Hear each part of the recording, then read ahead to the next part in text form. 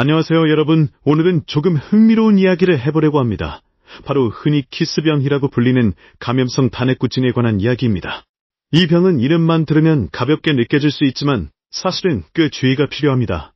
실제 사례를 통해서 어떤 병인지 그리고 어떻게 관리해야 하는지 알아보겠습니다. 미국에서 36세 남성이 여자친구와 접촉한 뒤 편도가 심하게 붓기 시작했습니다.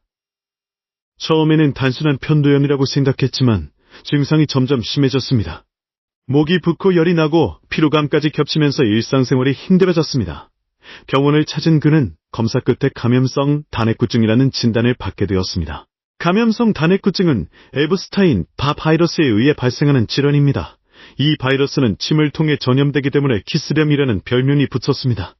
하지만 꼭 키스만으로 전염되는 것은 아니고 컵이나 식기를 공유해도 옮을 수 있습니다. 그래서 젊은 성인들 사이에서 흔히 발생하는 질환으로 알려져 있습니다.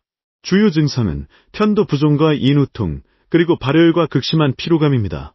목 주변 리프절이 붓는 경우도 많고 간이나 비장이 커지는 경우도 있습니다.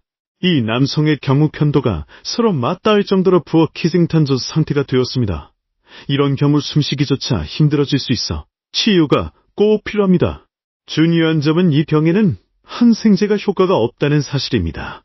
세균성 편도염과 달리 바이러스성 질환이기 때문에 항생제는 무용지물입니다. 오히려 잘못된 항생제 사용은 피부 발진 같은 부작용을 일으킬 수 있습니다. 이 남성은 결국 스테로이드제를 투여받고 회복 과정을 거쳤습니다. 치료 후에도 완전히 회복되기까지는 시간이 걸렸습니다.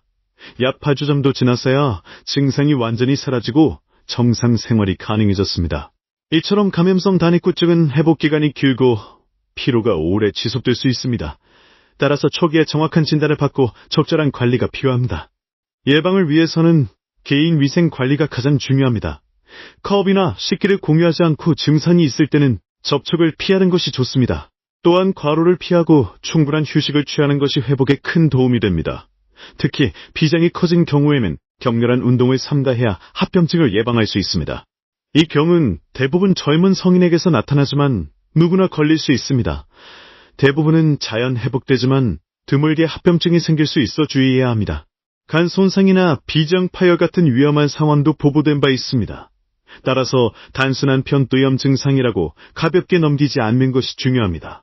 정리하자면 키스병은 단순한 별명이 아니라 실제로 존재하는 바이러스 질환입니다. 편도가 붓고 열이 나며 피로가 심하다면 감염성 단해꾸증을 의심해 볼 수 있습니다. 항생제는 효과가 없고 회복에는 시간이 필요하다는 점을 꼭 기억해야 합니다.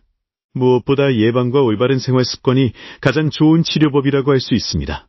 오늘은 이렇게 키스병이라는 별명으로 불리는 감염성 단해꾸증에 대해 알아봤습니다. 혹시 주변에서 이런 증상을 겪는 분이 있다면 꼭 전문의 상담을 권하시길 바랍니다.